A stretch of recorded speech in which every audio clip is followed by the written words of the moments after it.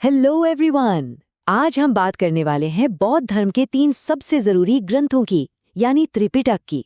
अब इसका मतलब होता है 3 टोकरियां, और हम देखेंगे कि इनको हमेशा के लिए याद रखने का एक बहुत ही आसान तरीका क्या है।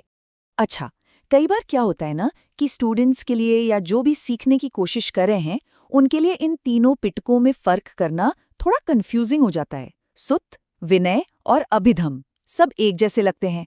अगर आपके साथ भी ऐसा होता है तो टेंशन लेने की कोई जरूरत नहीं, क्योंकि आज हम इसी प्रॉब्लम को सॉल्व करेंगे। तो चलो शुरू करते हैं। हमारी पहली टोकरी या कह लें पहला पिटक है सुत्त पिटक। इसको उपदेशों की टोकरी भी कहते हैं। तो इसमें है क्या?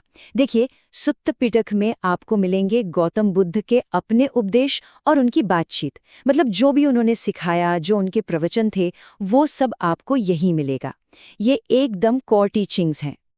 अगर और डीप में जाएं, तो इसमें बुद्ध और उनके शिष्यों के बीच जो सवाल जवाब हुए, वो सब हैं।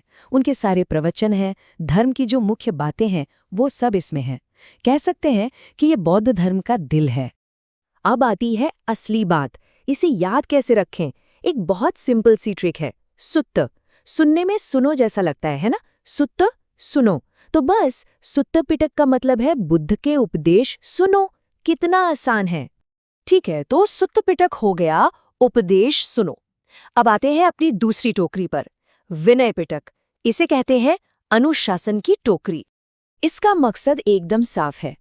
विनय पिटक में संघ के लिए, मतलब जो मॉन्क्स और नन्स होते हैं, उनके लिए नियम कानून है कि उनको कैसे रहना है, क्या करना है, क्या नहीं करना है। एक तरह से ये उनकी रूल बुक है।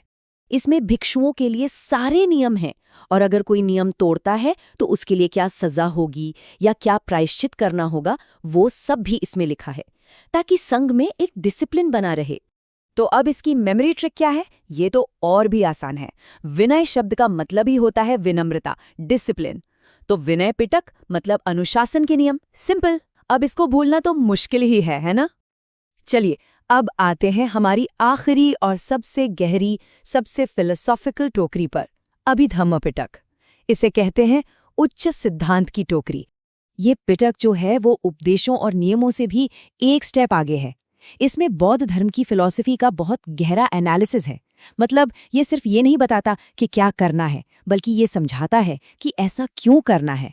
इसके अंदर आपको प्रिंसिपल्स का एक पूरा एनालिसिस मिलेगा, लिस्ट्स मिलेंगी, समरी मिलेंगी और बहुत डीप फिलोसॉफिकल बातें मिलेंगी। ये बहुत ही एनालिटिकल और स्ट्रक्चर्ड है। और इसकी ट्रिक, अभी शब्द को पकड़िए। अभी मतलब अधिक, यानी और ज्यादा और गहरा ज्ञान। तो अभिधम्म पिटक मतलब फिलॉसफी और एनालिसिस का और भी गहरा ज्ञान। क्या बात है! तो हमने तीनों पिटकों को समझ लिया। अब चलिए फटाफट से इन सबको एक साथ रखकर देखते हैं, ताकि ये हमेशा के लिए दिमाग में बैठ जाएं। तो देखो, पूरी कहानी बस कुछ शब्दों की है। सुत्त पिटक उपदेश, विनय पिटक नियम और अभिधम्म पिटक फिलॉसफी। बस यही है पूरा सार। और अगर इन सबको एक लाइन में याद रखना है तो ये रही सुपर ट्रिक। सुत्त में सुनो उपदेश, विनय में नियम विशेष, अभिधम्म में दर्शन प्रवेश। बस इस एक लाइन को याद कर लीजिए और यकीन मानिए इन तीनों में कभी कोई कंफ्यूजन नहीं होगा। तो ये था त्रिपिटक को एकदम आसानी से याद रखने का तरीका। उम्मीद है ये सिंपल और क्लियर तरीका सबको पसंद आया होगा। ऐसे ही और भी चीज़ों को आसानी से समझने के लिए हमारे साथ जुड़े रहिए। मिलते हैं अगली बार